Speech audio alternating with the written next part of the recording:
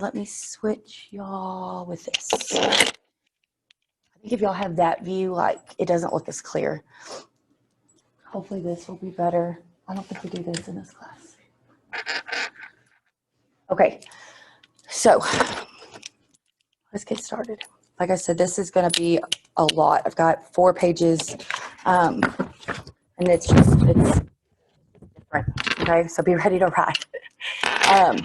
So for 12.1, what we're going to start with is using exponents. Technically, 12.1 is going to be exponent rules, but I'm going to write like exponents. We'll do a few problems. Then we're going to look at a product rule. I'll show you the rule. We'll do a few problems. Then a power rule. You know what I'm going to kind of break it down like that.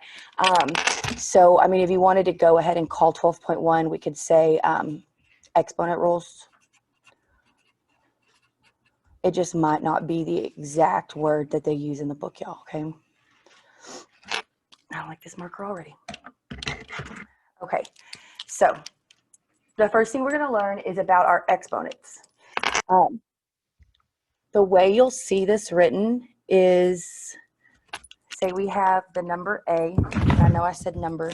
I meant to say number because it can be a number. It can also be a variable, but if I say a number A, it just means it can also be a number, right? Say it's being raised. Oh, I like this one. It's being raised to a power. We've seen this before, right? Like 2 squared, 3 cubed, 4 to the 5th power, right? Doesn't matter. It's just something being raised to a power. This is our base. That's what that is called, is our base. Our n right here is going to be our exponent. Exponent. What it means to be written like this, in the homework, if you see something that says leave it in exponential form, that means leave it in the form where you have a base and you have an exponent. Where you have a base and you have an exponent. What it's also saying is what you do is you take your base, whatever it may be, and you're raising it to that n. You're raising it to, it's like a power, right? And what it means is you're going to multiply your base to itself however many times your exponent says, okay? And this will be a better example, is just to actually do this one right here. Let's do this first example. Say we have 2 raised to the 5th power. It is like a little subscript. Okay? It's a little bitty 5 written up top. This does not mean 2 times 5. It is not 10. This is literally saying 2 times 2 times 2 times 2, right? It's the base multiplied to itself this many times. You can use parentheses. You're going to want to when it's a negative sign. Right here, because, you know, there is no negative signs, you can just write 2 times 2 times 2 times 2 times 2.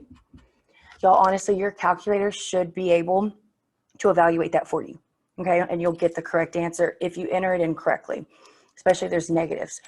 If we look at this, y'all, 2 times 2 is 4, 4 times 2 is 8, 8 times 2, 2 times 2 is 4. Did I write it? 1, 2, 3, 4, 5. Yeah. 2 times 2 is 4. 4 times 2 is 8. 8 times 2 is 16. 16 times 2 would be 34, 32.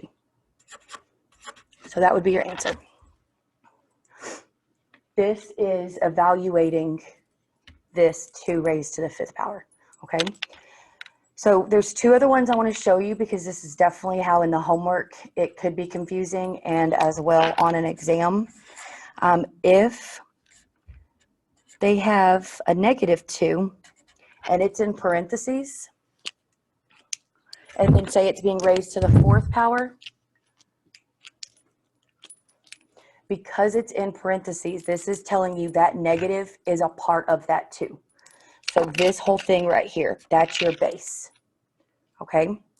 That's telling me take that whole thing and multiply it to itself that many times, 4 times. So this is where you would want to use parentheses, okay? In your calculator, you should have a parenthesis button. You would actually want to put it in parentheses. So let's go ahead and look at this because the next example is going to show you why this is so important.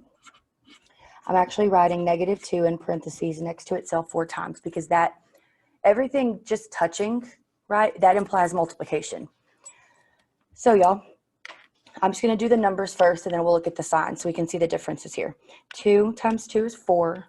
4 times 2 is 8. 8 times 2 is 16, right?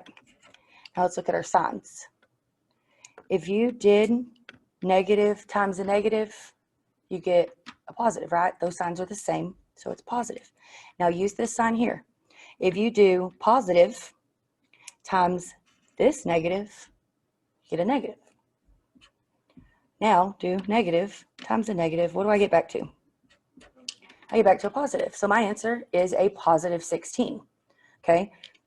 I'm showing it to you like this because I really want you to see how the homework will try to confuse you.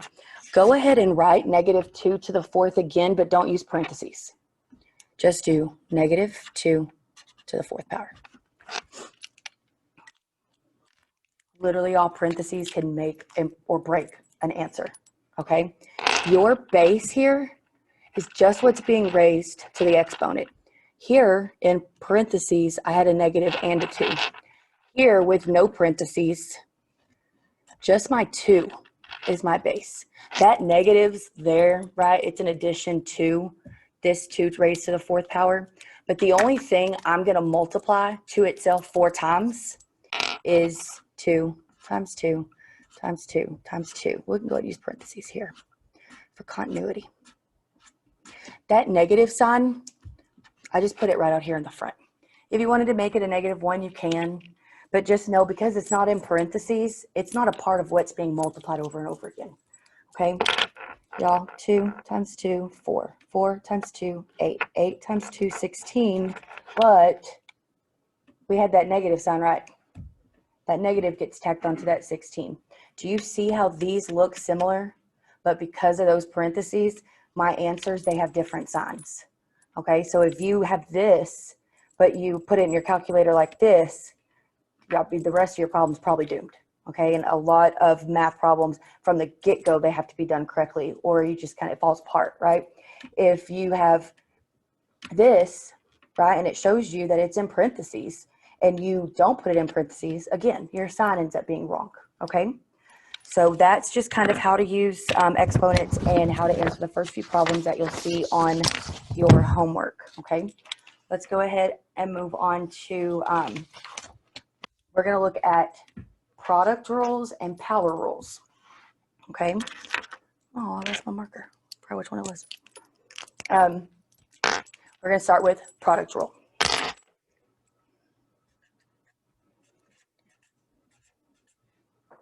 If I can spell product rule.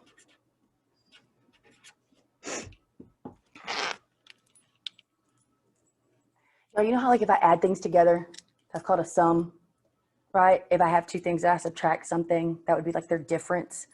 And if I divide something, that answer is called a quotient. The product rule comes from multiplying things, okay? That's what it means. When you're multiplying these specific things, this is the rule you use, okay? I just want y'all to ask questions if you need to after class, email, videos, whatever you have to do, because it can get very confusing. The rules themselves are real abstract. You just have letters and they're arranged a certain way. You're supposed to see the connection between this is how it started and this is what it can be turned into, okay? So this is the product rule. The product rule states that if you have something, some number, some variable, it's just something. I'm going to use A's for all these rules, okay? If you have something being raised to a power, let's say that power is M, and you multiply it. You just use a dot here, y'all. Don't use an X. They'll throw everything off, okay? A little dot. And you multiply it to the same something, the same base. And it's also being raised to a power, but you're going to do N here, not M.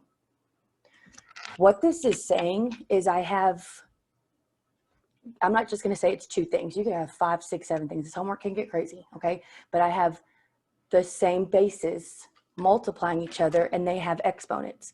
This is just saying that they can be the same, they can be different, it doesn't matter, but they both have exponents. If these are both M's, that's me telling you it has to be the same exponent, and that's not true, okay? It could be whatever. And I'm going to do examples. Hopefully it makes more sense. So if we have the same bases multiplying each other and they're being raised to some kind of exponents, right? So some kind of power. What you do is you keep your base and you add the powers. That's why the bases have to be the same. In this general little formula, do you notice how those are both A's? They have to be the same, whether they're the number 2, the number 14, or the variable Z. If they're the same, you can apply this rule, okay? So let's actually do some examples. I start first with just some actual numbers, like numerical values. Some people might understand it better with the variables. We're going to do an example of both. Do you agree with me? This is what we just learned, right? This is a base. That's an exponent. So that's a base. That's the exponent. That's a base. That's an exponent. Do you agree that all of those are the same base? Okay. It doesn't matter that there's 3. The same rule is going to apply. If you have the same bases multiplying each other, what you do is you keep the base and you add the powers. What's my base here? 3. Keep the base. And then I'm actually going to write out, y'all, 4 plus 7 plus 3, because we're adding them. That's what the rule told me to do. 4 plus 7 plus 3. I feel like there's something in my nose. It's tickling me. So whenever I actually evaluate this, that's really the only math now that I do, right? 4 plus 7, that's 11, plus 3 is going to be 14. So this is 3 raised to the 14th power. I kind of didn't really look at the homework very thoroughly, but it might want you to evaluate. If it's 3 squared, it's going to want you to enter 9, right? But if it's 3 to the 14th, it doesn't want you to use your calculator and figure out that big number because it's huge. So there might be a number, like you evaluate it if it's 4 and under, you know what I mean? But if it's higher than that, you leave it in this form. You leave it like that. That makes sense? Same basis. You just keep and add. When you multiply, you keep and add. Okay, so let's do this example. This is very similar to the first one, y'all, but instead of numbers for my bases, I'm going to use variables. Okay, say we have x cubed. Cubed means to the 3rd power, right? X cubed times x to the 6th times x to the 13th. Excuse me. Are all of those the same base? Yeah, and what's happening here? If they're all in parentheses, they're multiplying. If they're all touching, they're multiplying. If you see a little dot, they're multiplying. It's all multiplication, right? I don't see a plus sign or a negative sign. So it should be very clear this is multiplication. So what I would do is the product rule, because the answer to a multiplication problem is the product.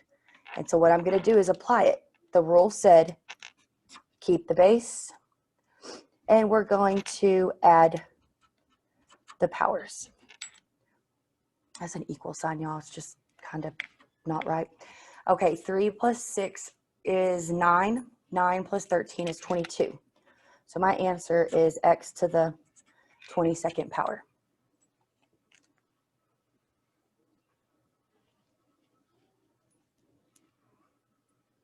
Okay. I'm going to do an example that kind of stood out to me on the homework, just because when y'all see it, I just want you to know how you can go about solving it. There's multiple ways to solve all of these problems. They're just big puzzles, honestly. As long as you don't break any of the rules, then you're okay. So this example, in parentheses, we have a negative 2x to the 9th. Close your parentheses. Open up some more and do 6x squared and close.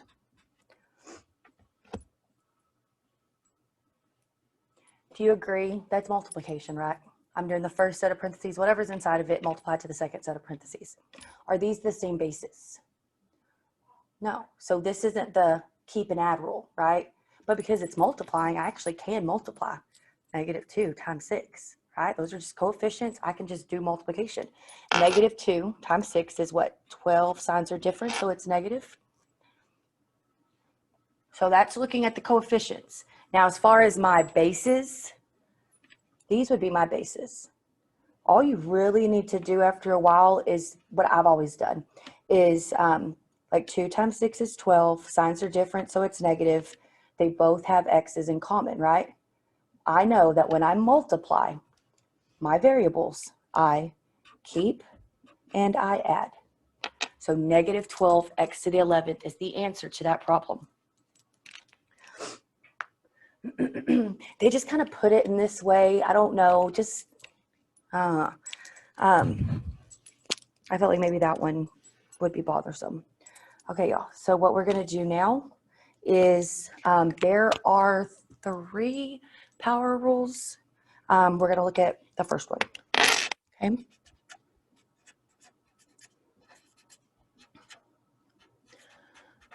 So this power rule, this is what it is. Open up a set of parentheses. Inside of it, do a raised to the m power. It's supposed to be mth, but mth is really hard to say. A raised to the m, close your parentheses. We're going to raise it again to the nth power, m and n. So that's literally going to be a base, whatever it may be. It's raised to a power already. So if we're going to raise something that's already being raised, you have to put it in parentheses, okay? So what I've always called this rule is power to a power, right? We've got something raised to a power, raised to another power. Power to a power, multiply your powers. What you do is you keep your base and then multiply. M times n. Power to a power, multiply your powers.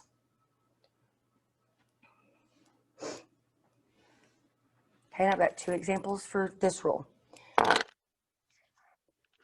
I do one just numerical values, and I'm doing one with exponents. So parenthesis 3 squared close, and then all of this raised to the 3rd power. On your own notes, I would be careful with this, and on your like exams and stuff, I'd be careful with this. Make sure that when something does have a power, it's very clear that you wrote it smaller and kind of higher. Do you see what I'm saying? If you don't do certain steps to problems, it'll look a certain way, and then maybe it could cause you to go down a rabbit hole, and then your answer is not correct. But if you're very intentional by doing a large base and a little power, you know for a fact that's not 32. You know what I mean? So, and especially now we got 2 powers. This is not 323, it's 3, 2, 3, okay? So that's a power to a power. My rule says multiply your powers. So you keep your base. What's my base? 3? So keep your base. Then we're gonna multiply. Y'all, when I do this, I always put that second number in parentheses because I know that means multiplication. If you did a little dot there, that's still okay. As long as you know they're multiplying and you don't accidentally add them, because that's another rule, right? And that wouldn't be applied here. So I keep my base. What's 2 times 3? 6. That makes sense? Had a little power, and then it was raised to another power. Power to a power, multiply your powers. Now let's do this example. Say we have in parentheses x squared close. Now raise it to the 7th. As long as you don't make this one x to the 23rd power and you don't make this one x to the 27th power, I can't really think of any other way that you could mess it up except for maybe trying to add them. So you've just got to keep the rules separate. Here's power to a power. It doesn't become x to the 27th power. That's not right. It would be keep your base, multiply your powers. What do I have? X to the what? Power to a power, multiply your powers.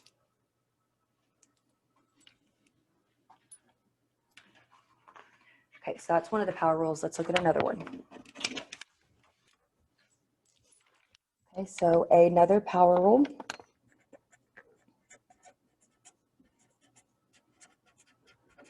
It's very similar to that rule. Open up parentheses, and we're going to do A times B.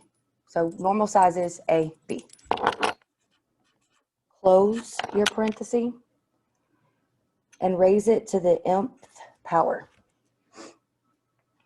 And I just want to make this clear. With all of the rules, I just want you to understand the rule being like a formula or something that you know you can always use. It's as simple as it can be, right? If you are going to do a problem, which believe me, there's a sum. I was going to say a lot and then I was going to say some. It came out of some. This might look to some people like if I have two different things, I do this rule, right? But you could have A, B, C, D, E. You could have a number of things. This rule is just letting you know, I'm going to show you, but this is what you do if it's in like this format, okay? This is just saying that we've got different things. Doesn't have to be two different things. It's just different things going on inside of parentheses, all being raised to a power. What you do is everything inside of the parentheses gets raised to that power. I'm going to write this one little asterisk note here. I don't know for sure if it does this in the homework, but I really want to make sure that y'all don't ever confuse it with this, especially moving forward. We're about to divide polynomials, multiply polynomials, learn all these different special techniques and stuff. And I don't want you to think that this rule applies to this example. So this is in red, y'all. If you have A plus B close raised to the m. Question. What are these terms? However many there may be, what are these terms doing inside of here? They're touching. There's not a sign. So what's happening here? Yeah, it's A times B. It could be A times X, or actually it could be like 2 times X squared times Z to the 4th, whatever. It's all multiplication, right? What's happening here? That's addition. Yes, we're adding them. That's a sum, okay? You cannot simply do something that's similar to this, This power rule, right, is only going to apply if everything inside is all just being multiplied, okay? If you've got operations, so a coefficient could be negative out front because it's not really being subtracted from anything, right? But if you ever had a sum, you can't use this rule. That should probably just kind of pop up later. I wanted to say it now though, so no one's like, you didn't tell us that. Okay, so I put it on red. It's my little side note. Now let's do this example. Say in parentheses, I have 2x close, raise it all to the 3rd power.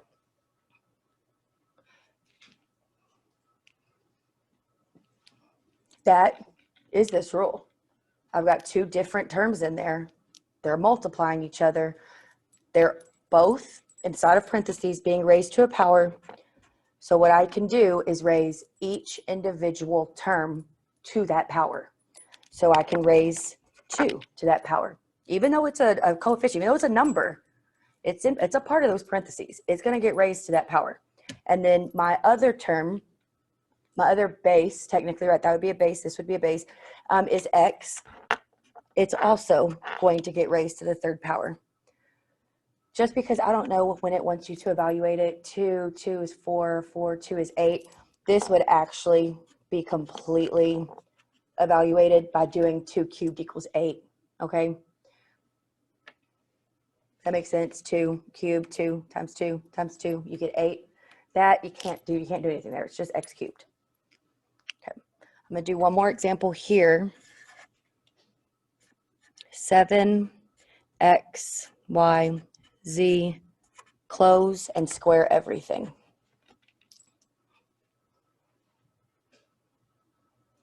So as far as that 2, that squared term, because it's on the outside of the parentheses, I actually have 4, right? I have 4 different things inside of the parentheses. I've got a 7, I've got an x, I got a y, and I got a z, right? Do you agree with me? None of those are the same. That's just a number. That's an x, that's not an x, that's a y, that's not a y, that's z. Do you see what I'm saying? They're all different. Because they're inside of the parenthesis being raised to a power, each individual one is going to get raised to that power. So 7 squared, x squared, y squared, z squared. y'all, we know what 7 squared is though, right? 7 times 7 would be 49.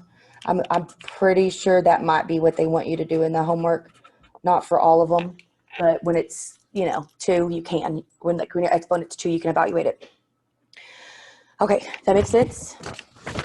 There was all multiplication going on inside of there. That's why I could do that. Oh, y'all, I'm gonna have to go real fast. Okay, so let's do this other power rule. There was 3. This is the third one. Do kind of a large parenthesis because it's going to be written as a fraction. I've got A in the numerator. I've got B in the denominator. Close it. It's all being raised to the M. So kind of looking at the previous rule, it's like, okay, A is going to get raised to M. B is going to get raised to M, right? Doesn't matter if it's in a fraction form. We're going to raise whatever is in the numerator because there could be A, B, C, D, right? Whatever is in the numerator is going to get raised to that M power, and whatever's in the denominator is going to get raised to that M power. Y'all, I just did one kind of example with variable here, x over y raised to the 4th. So this rule, whatever's in the numerator gets raised to the power, whatever's in the denominator gets raised to the power, right? What do I get? X to the 4th, y to the 4th. Does that make sense?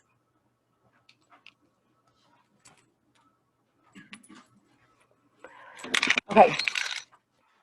So I actually have some pretty long, not really complicated, but more difficult examples on the YouTube page, okay? And it will literally say PJC 12.1, da da da da da da.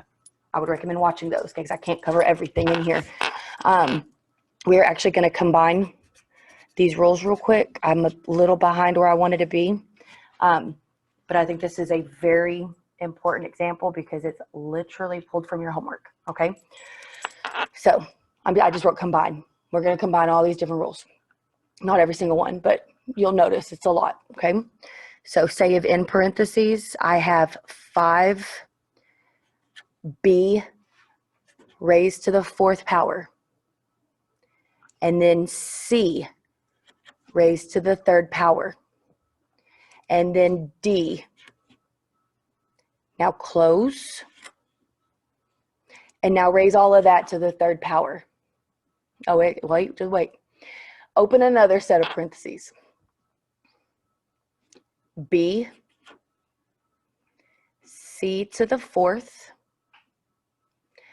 D to the 4th, close, cube it, meaning raise it to the 3rd power. So do y'all see how already it looks like that rule where I had A, B, and what I did was they each got the power? What we're going to apply that, and then you're going to notice, oh, this is another rule. And then towards the end, you're going to notice, okay, all of these are multiplying, and I've got a lot of B's and I got a lot of C's. Oh, that's the product rule. That's where you keep and you add. So it involves all the rules. The only one it didn't involve is just the one where it's written as a fraction, which they have examples of that on the homework as well, okay? So that first set of parentheses, I have different terms. There's no like plus sign, okay? There's no plus sign in here. I know everything can get this exponent, which is 3. So literally, y'all, don't leave out that coefficient. Don't leave out that 5. In all of my classes, this is the main thing that gets left out, okay? It's still a term inside of these parentheses. So it also gets raised to this power. So I'm literally going to raise everything to this power. 5 cubed. The b to the 4th, don't just write right now b to the 4th and then try to do it as cubed. In your brain, it's going to look like 43, right? So what you want to do, because it is something that already has a power, put it in parentheses. B to the 4th, that's in parentheses, being now again cubed. And now do your parenthesis, c cubed, close, cube it again. Is my d being raised to a power right now? I mean, technically it's a 1, but there's not anything else, not a 2 or 3 or 4. So this one, you could just go ahead and do d cubed. If you wanted to do parentheses, you can. Just when you write it the other time, you'll notice it's just d cubed. So now let's look at the other parenthesis. Do you agree? All multiplication everything can get raised to this power. So b, that doesn't have an exponent on it. I'm just going to write b cubed. C to the fourth is being raised to a power. I'm putting that in parentheses, and then I'm raising it again to the third. And then parenthesis, d to the fourth, close parenthesis, raise it to the third. So now we're going to look individually at all of these. Y'all, just to save time, I'm not going to evaluate 5 cubed. I'm just going to leave it 5 cubed. If you have your calculator and you do it, it's perfectly fine and it's correct. I'm just not going to do it. So I'm going to just continue working left to right. I've got 5 cubed. Now right here, isn't that like the first, I think, power rule? Power to a power? Power to a power, keep your base, multiply your powers. Power to a power, multiply your powers.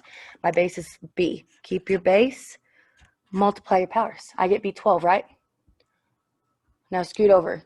C cubed, power to a power, multiply your powers. I get c to the 9th.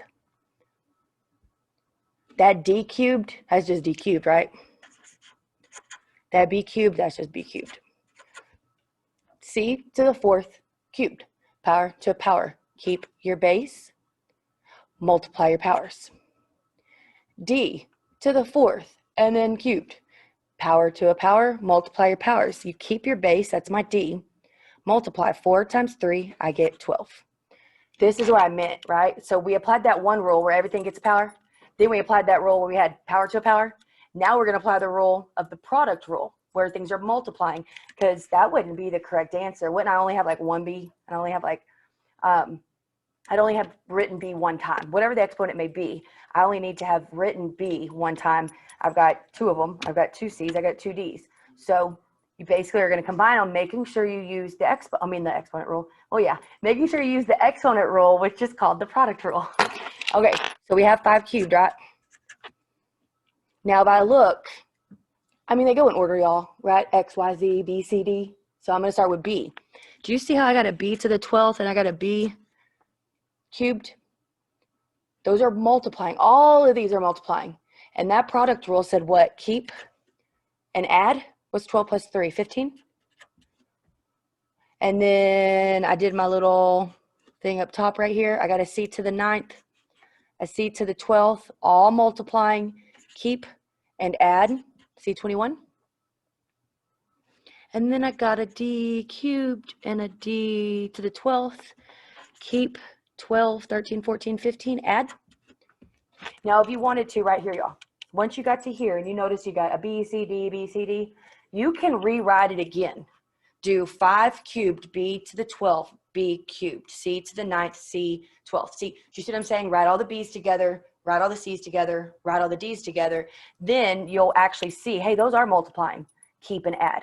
Okay, here I just kind of picked them out of the group. You have to make sure you don't leave any out. Okay. Okay, so those are the product rules and the power rules, and that's actually combining all of the rules we just now learned. Okay. So, is this 4.2? Okay, now it's 4.2. I really needed to get through all of this, but I'm just hoping that we can. 12.2, we're going to look at, it's just more exponent rules, and I'm going to break them down, okay? The first one we're going to do is a 0 exponent rule.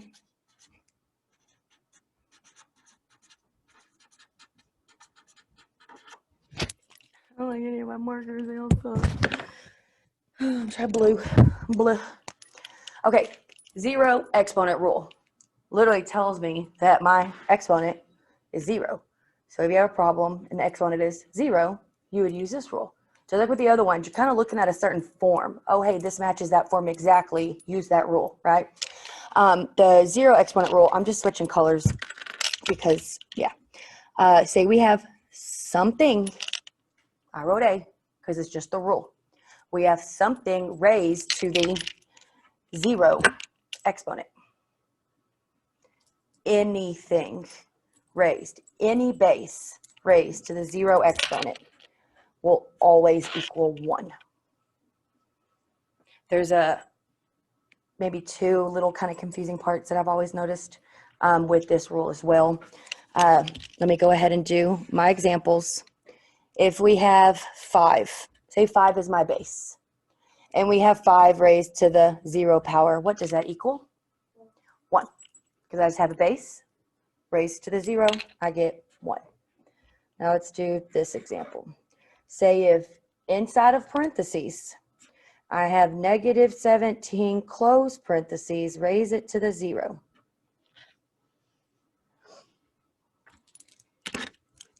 With that 5 raised to the 0, that was my base, right? That whole base. It went to 1. Raised to the 0, it went to 1. This is a whole base. Raised to the 0. It goes to 1. Okay? This is really similar to the exponent, like with the negatives and stuff. So I want to show you these. I always see y'all's eyes moving. I wonder, who is that? I'm nosy. Okay. So now let's do an example where it's being raised to the 0 power, but what I have is -6 raised to the 0 power. This is what I want y'all to hopefully be able to notice. What is my base? 6. If it's in parentheses and there's a negative sign, they're putting it in parentheses to let you know that negative, it goes with that value. So it's all one base, right? This 6 is your base. That negatives just happens to be there. It's technically a -1 times 6 raised to the 0. Well, the 6 is going to go to 1 because it's being raised to 0, right? But because we had that negative sign not in parentheses, it makes it a -1. Does that make sense? Okay. Oh, and then there was one more. I kind of added this last second just because this is and always has been an exam problem. Okay. That's like when you do an asterisk. And it will look insane for a specific reason. Okay. I almost just want to make stuff up right now. Parenthesis 7x y to the 4th z to the 16th close. That's like a baby problem compared to what I would put on the exam. Okay, raise it to the 0 power. What does it equal? Because I got stuff in parentheses, and that whole set of parentheses is being raised to the 0 power. This is the perfect example to put on an exam to see, did they hear me what I was saying? Anything raised to the 0 power is going to be 1. The only thing that kind of throws that off is whenever you got that negative on the outside. That was being raised, it went to 1. Oh, there's that negative, right? This could have 8 different variables. I've seen people try to solve it and create new math, and you just can't do that, okay? That goes to 1. Okay, so that was the 0 exponent rule. Now we are going to look at a rule. I don't like using blue. I don't know why, but I just don't. Now we're going to do a negative exponent rule. So that literally tells me whatever my exponent is, it's a -1, or not like the number 1, right? But it's a negative exponent, and here's the rule you apply when you see that. So a negative exponent, look how lazy I am. Neg-exp rule, negative exponent rule, okay? This is the rule. The rule is if you have something, it could be a 2, it could be a y, if you have something, right, raised to the mth power, but it's a negative m. So that's saying I have something at whatever base it may be, and it does have an exponent on it, and that exponent is a negative exponent. I'm going to tell you right now, I don't know if you want to asterisk this, but a correct answer will never have a negative exponent, okay? Especially in an exam.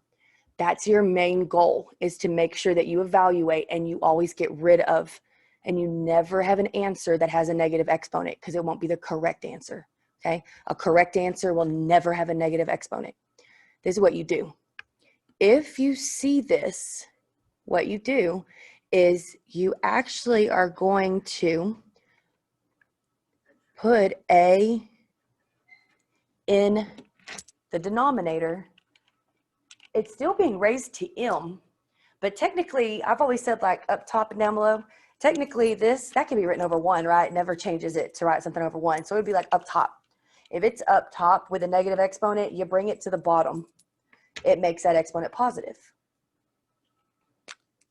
I want to write this also. We're going to go ahead and say and.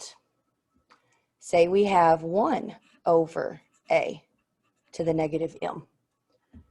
If it's down below with a negative exponent, it would go where? Up top. And that makes it a positive exponent.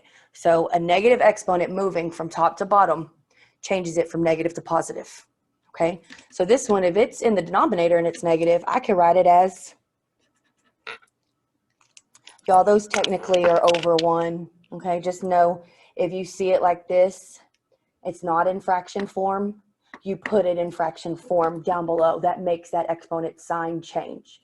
If you see it like this and it's in a fractional form, you would bring it up, and that makes the sign of the exponent change. I want to know what's going on up there.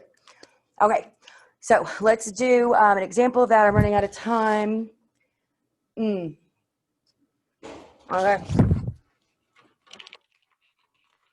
I gotta change papers. I'll leave it. Okay, here's my first example, y'all. It is 3 raised to the negative 3 power. Is that in fractional form? No. So if it starts and it's not in fractional form and it has a negative exponent, I put it in fractional form, right? Which means I'm going to bring it down to the bottom. Now, the sign, right here, y'all. The sign on my exponent went from negative to a positive. You don't lose the exponent or anything. It's still the exact same exponent. It's still going to be the number 3.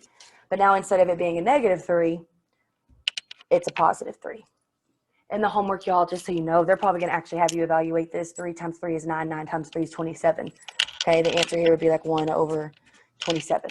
Okay, just time-wise, like I haven't been evaluating every one. 5 cubed, they'd have you do that one too. Okay, so let's do this one. Here we go.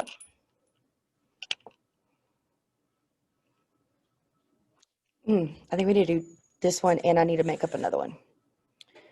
Okay, so this will be the one I make up. Say we have 1 over 2 to the negative 4th power.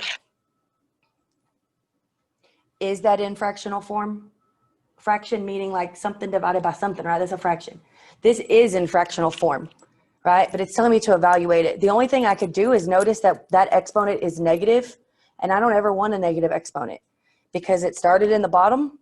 It can be written up top. All that means is you take it from a fraction form to just like a whole number form. So instead of it being 1 over 2 to the negative 4th, it's just 2 to the positive 4th. And that's going to match that rule when we did the little ampersand, little and sign. 1 over, it was in fractional form. I wrote it in like a whole number form. What it does is it changes the sign on the exponent, right? Okay, so this is the one I have here because it is an example from your homework. Say if in parentheses, in fractional form, we have 1 over 9, close parentheses, and raise that to the negative 2 power. Remember that power rule?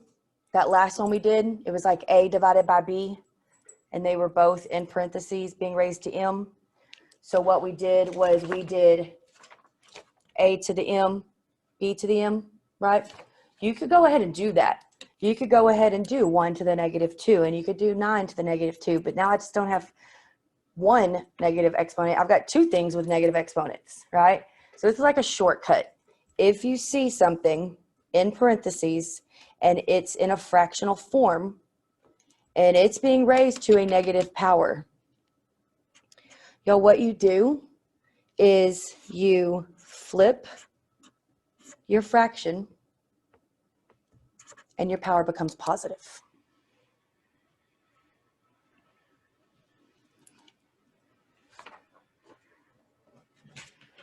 Now we can look, and right here, if you have a fraction raised to a power, the top gets the power, the bottom one gets the power. Everything in the top gets the power, everything in the bottom gets the power. So this would be 9 gets the power, 1 gets the power. I can evaluate that, right? 9 squared, that's 9 times 9 is 81. 1 squared, that's just 1. We don't have to write that over 1 though, right? We can just do it that way right there. I just wanted y'all to see that. If you have it like this and it's raised to a negative, flip it, okay? I want to show you the quotient rule, and then I'm going to show you the quotient rule and 2 examples of the quotient rule. Same thing, one numerical, one with a variable. And then this is what we're going to do on Friday, like super fast as soon as class starts. This is a fractional form that has a negative. This has a negative. So I need to move this one to the bottom. I need to move this one to the top. That actually just ends up being the answer to this one, okay? But this one, do you see how it's a little bit more involved, right? I want to do this one for sure because it's towards the end of that homework for y'all. And then this one, this is got negatives in the top, negatives on the bottom, raised to a negative. So we're actually going to flip, then everything gets the signs, and then you're going to have power to a power, and then some things are going to flip. And then, I mean, it's everything all in one problem. So I want to make sure we get to that. That ends up being the final answer. For now, though, let's do this, and then we'll be done for today. Quotient rule. We use the power rule when things are multiplying, right? We're going to use the quotient rule when things are dividing.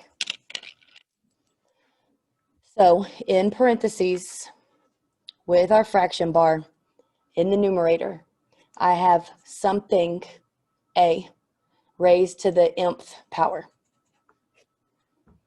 In the denominator, I have the same base. I have the same kind of something. So I also have A. Now I'm going to raise this one to the nth power just to be very clear that they don't have to be the same exponent. They can be different. They usually always probably will be different most times, okay? If we have this, oh, you don't have to do the parentheses. I don't know why I did, just because it's in a fraction form. It's really just this, y'all. A to the m divided by a to the n. But most times with fractions, you might have parentheses. It's okay if you write them or if you don't. Whenever you divide like bases, you keep your base, you subtract your powers. So when you're multiplying, you keep and add. When you're dividing, you keep and subtract. Okay? So really quick, what are my examples? Let's do one where it's just like a numerical value. Say our base is 2, and it's being raised to the 16th power. Now divide that by 2 to the 3rd power. And again, y'all, the problems are many of these in one problem. This is just real specific so you can understand the rule, right? Are those the same bases? Yeah, they're both 2's because I've got 2 to the something divided by 2 to the something. What you do is you keep your base, subtract your powers. What? Nope. Subtract your powers, right? 16 minus 3 is 13. Now this one real quick, and I'm going to say one word and give you all y'all's exams. Say we have x to the 9th divided by x squared. Are those the same bases? Right? My x's, those are the same bases. Usually after a while, I stop saying bases and I start saying like, are those the same variable, right? Because those are the same variable. And when you divide variables, what you do is you keep your variable and you subtract your exponents. So I would get x to the 7th. Does that make sense? Okay, technically that ends 12.1 and 12.2, except for like that really big ugly problem that I will do on Friday, and we'll do 12.3 and 12.4. So if you have an exam